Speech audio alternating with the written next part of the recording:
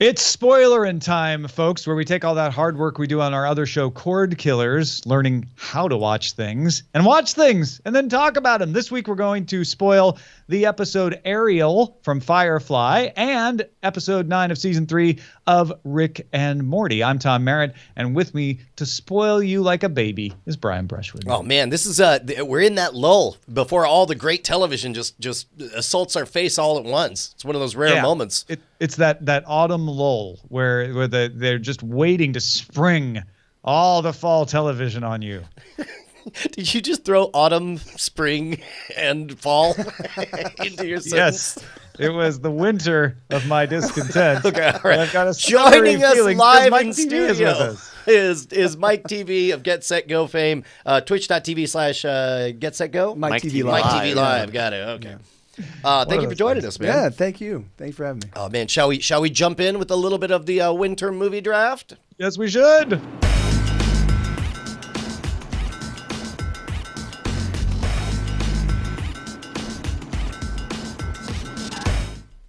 Hey, the Big and Tall team is out in front, $42 million, based on Kingsman: The Golden Circle and Battle of the Sexes, but mostly Kingsman: The Golden Circle. Yeah. Okay, so Battle of the Sexes made $500,000, which is 553. Yeah, but at even at $4, I think it's the worst buy so far. It is currently the worst of the 4 movies. Yes. However, I got to admit, I'm already worried about Team Champion's prospects because I thought Lego Ninjago was gonna do a little bit better. Yeah, 21.1 million. Not what I wanted to see out of the gate for a Lego movie, a kids movie, a hype movie. I know it's early, it's September, and kids are going back to school, so you're not taking them to the movies as often. But I still thought I'd be doing more. The next kids movie is My Little Pony on October 6th, so maybe it'll get a little bit of buzz, or I don't know. I think that's gonna come in significantly lower than the 60 to 80 I was hoping for. Yeah. Meanwhile, everything's gonna be fine this week, Brian, because we have Flatliners coming out. Oh, it's gonna make so much money. Yep. Everybody's certainly won't be crushed by American Made starring Tom Cruise for Team Jury. Yes, I'm sure. Oh man. Eileen actually saw American Made on Monday in a preview, and she said it's great. Oh, so, that's awesome. I believe it. So I guess what I'm saying is she's already seen it. You guys don't need to. That's why I watch movies, just to know whether or not they're good. It never occurred to me to just listen to other people. Yeah. Just go to Rotten Tomatoes. That's apparently what the studios think everyone does. All right. Next week, Flatliners, American Made. Let's move on to an email in our triage segment. Thomas Sully says, after listening to you discuss Star Wars Episode 7 and Rogue One, I wanted to give you my perceptions on the movies. I'm 44 and grew up with the original trilogy, as did you guys. I really liked how Episode 7 was essentially a redo of Episode 4, but with mostly different characters, as it was a nice way to get back into the Episode 4, 5, 6 storyline after Episodes 1 through 3. In the same vein, I also liked how Rogue One also felt like part of Episodes 4 through 6 and feels since it takes place just before Episode 4. Now, Brian saw these as negatives, and I see them as positives. For me, having both movies feel like they belonged in the Episode 4 through 6 world helped me enjoy the movies more than if they were shot in different styles. I should also mention that I do take a bit of dissenting opinion on Episodes 1 through 3 than you guys. While one character choice in Episode 1 was terrible and unfortunate, the overall movie was good, if not a bit too bright and colorful. My only critique of Episodes 2 and 3 was they got boring in the middle, but they weren't overall bad movies. P.S. Tom, I am a new boss to DTNS too because I liked that Sarah's joining the cast permanently. Well, thank you, Thomas. I now agree with everything you said. Okay. In order. I stop me if you've heard this before, Tom. I don't mean to crap all over things. Stop. Okay. Moving right along. I know you're going with it. I'm just kidding. My point is not that I'm down on what they're doing with the Star Wars stuff. It's just that I'm so impatient to do literally anything new. New than fulfilling on then stop just obsessing about the original trilogy. There's not been a single Star Wars movie that wasn't since 1982 that wasn't about those first three Star Wars movies. Sure. And and I'm just ready. Just anything, literally anything. Mike, I'm curious how you feel about all this. Well, for me, the episodes 1 through 3 are kind of non-starters. Like I watched them, I caught them in the theater, but I've kind of exercised them from but the original trilogy I'm a big fan of. I like The Force Awakens. I didn't think it was a great movie. I definitely think it smacked way too much of and there were just things that kind of betrayed my understanding of the Force, like the lightsaber screaming out. Like I'm like, I thought the Force was things that bound living things, so there were things like that I took exception with, but I really loved Rogue One. I thought it gave a lot of added a lot of momentum to the beginning of New Hope. Now when they say, hey, now that Darth Vader was literally right on their tail. That when Princess Leia says, a lot of good people died for this, for this information, you're like, yeah, that makes perfect sense. I think I just added a little bit of tenor and flavor to the storyline. But I do agree. It's basically been the same story now for 30 years. I'd like to explore the Star Wars universe. I've done a lot of role playing in the Star Wars universe, and we never once had Luke Skywalker in any of our stories. Yeah, right. You shoehorn in. Yeah. Imagine you're in the D&D campaign in Star Wars, and they're like, and then a dude with a butt for a face shows up, but he's only got one arm. I will forego lecturing you about kyber crystals and whether they are in fact living crystals. Yeah, you're right. But, yes, you're right. And that's I actually disagree with Mike. I'm of sort of the opposite side, where I loved Force Awakens for the same reasons that Thomas describes here. I liked that it felt familiar but had new faces and new mysteries, all of that. Rogue One, my problems with weren't where it was set.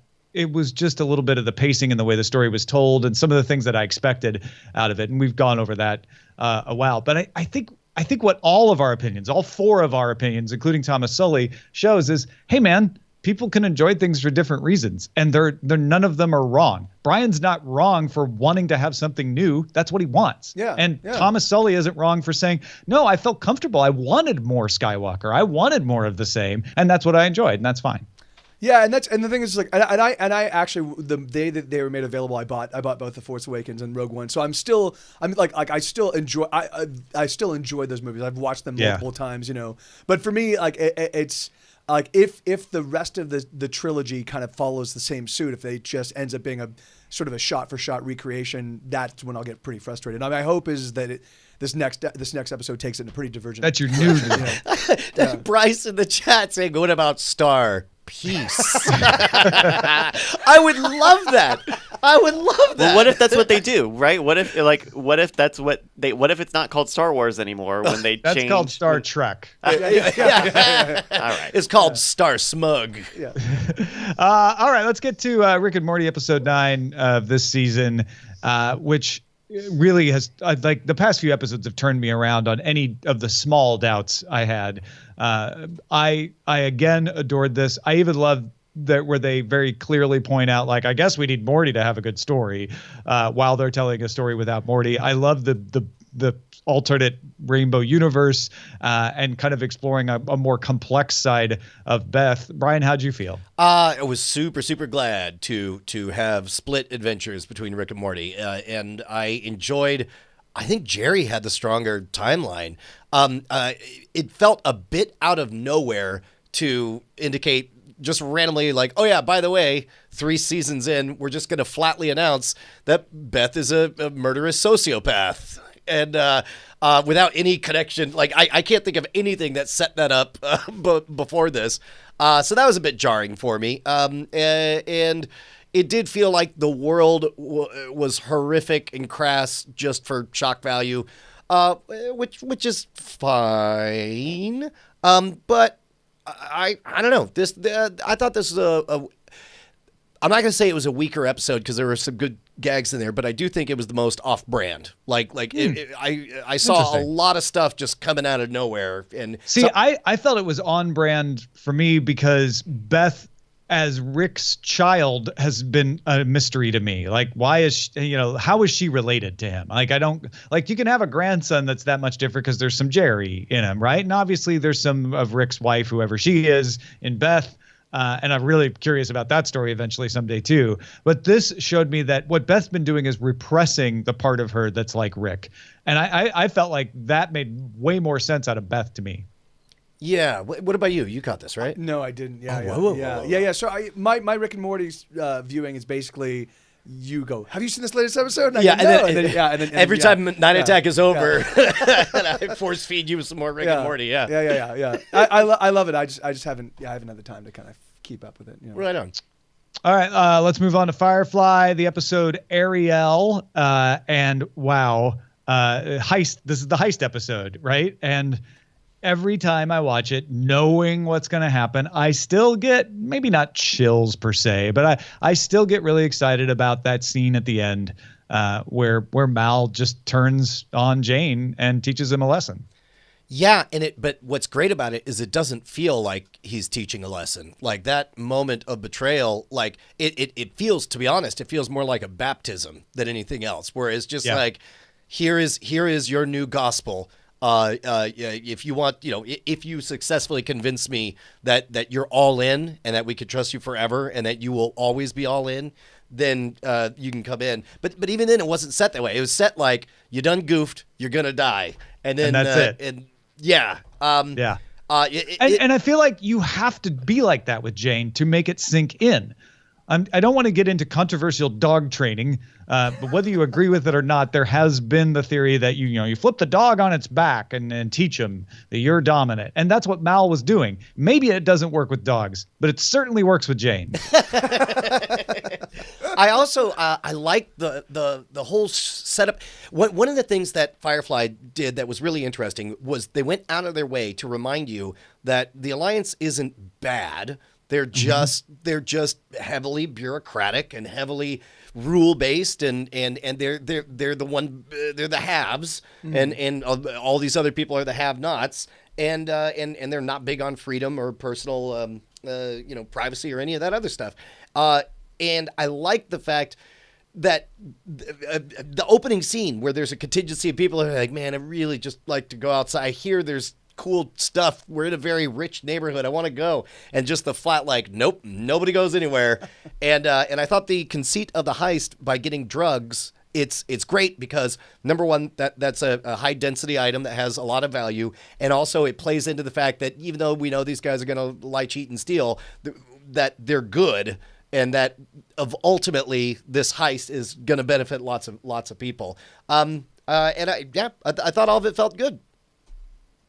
Mike, did you watch this one? I actually watched the episode before this one to review because and that episode was awesome. No, it's really funny. Just kind of I think I hadn't watched Firefly in a while, and so I'm like, oh, let me catch up this episode because I remember the basics of the story.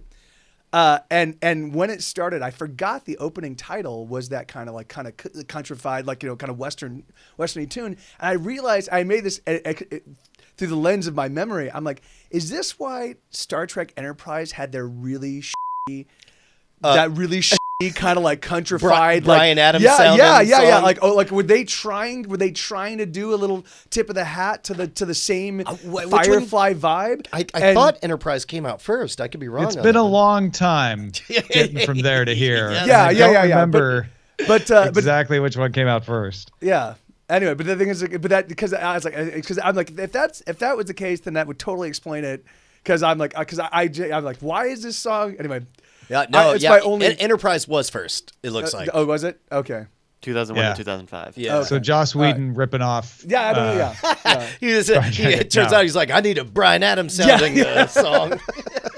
But I actually love the Firefly me too. theme, as cheesy as it is. Like, it just always sets the tone for me. And you know what? It's not as over the top bad as it's a good catchy kind of it's a westerny kind of feeling song, so that's the versions that you guys are watching, are they still beginning with the kind of the explanation to new viewers about the universe? Sometimes it's the preacher, sometimes it's Mal. I rather like that they do it in character and that they speaks in that Captain Mal patois, and I like the idea of the world that they got. They're keeping it quiet, you understand. Yeah, exactly. Yeah, they're That literally also talking. breaking the fourth wall and directly addressing the home viewer. That's fun. yeah. Yeah, It's, like you're just somebody who's sitting at the bar with him and he's telling you their story or something. Yeah. yeah, it's sad that they just didn't get a chance to do more exploration in that universe because those characters are so much fun. The world was super fun, you know. Well, I go back and forth about whether I actually want more. Well, yeah, the thing is, like, well, and obviously, At this yeah, obviously everybody's aged. The thing is that like for my money, I think that ship's already sailed. But it's just sad that they didn't realize what they had when they had it, you know, and just keep it and just live with it. Had it debuted in this day and age, I'm fairly certain it would have found. Well, I mean, it's like, you know, it's huge audience. Guess what? You know? It did, and it's called The Expanse, and it's Yeah, great. yeah. And we have it back now. We have a cast of lovable archetypal rogues Yeah. of all varieties. And I know that the guys who make up James S.A. Corey, Ty and Daniel, were fans of Firefly. They get a little uncomfortable if you make. They're like, we're not trying to rip off Firefly. This isn't 1-to-1. You know, we're not trying to do Firefly. We don't see The Expanse as being Firefly. But absolutely agree with you, Brian, that The Expanse has that feel. It is filled of a crew of rogues who have been thrown together and have a great dynamic. Yeah, and specifically also that you don't have to do any over-the-top made-up sci-fi to make The Expanse work. The fact that it all takes place in our very own solar system, and which is the same trick that Firefly did, just in a different solar system, where there's just lots and lots of moons, plenty of places to go. So many moons. Hey, Mike TV, thanks again for hanging out with us, man. Yeah, absolutely. Thank you guys very much for having me. Go back, Mike, on Patreon. Where should they go? Oh, I thought you were telling him to get out of here. Go back, Mike. Show is over now. To you where leave. you came from. You leave.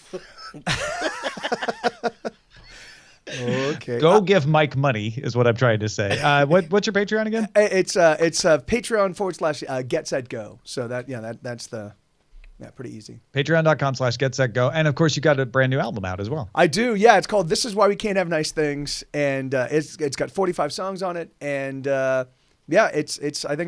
think this is the future of my album releases. They're going to be 40 plus songs every album. You're a beast. So, You're a beast. You're an insane person. I just At figured- least make a premium version that it's got one bonus track, but it costs 5 times as much. Like make a $35 version. Well, the thing is, I mean, so the pricing, like iTunes and all those places, they do their own pricing. For Bandcamp, I allow people to pay more if they want. But the thing is, like, I know, like, I've got fans and like I had some fans that were like, we're in Uruguay, and $5 is a lot of money for us, you know. And so, and I'm like, okay, you know, you're right. So I'm gonna find a way to make sure that you still have access to the music and that that you have a seat at the table, you know. And so, you know, you're like, I think I got a solution that'll work out for all of us. I'm gonna add diss tracks on Uruguay, so you'll have no interest in the album. Ladies and gentlemen, for a mere 16 cents or less a track, you can get Mike TV's new album. It's not right. Make premium versions. Yeah, you know, it's my I mean, for a lot of bands, albums are now loss leaders, right? It's my seat at the table, you know, and then everything else that I do, my hope is that, you know, like that's where I generate the revenue. So, and it's been working. I mean, slowly but surely, it's been building. Excellent. Well, thanks again for joining us. Thank you all for watching or listening, and we'll spoil you again next time.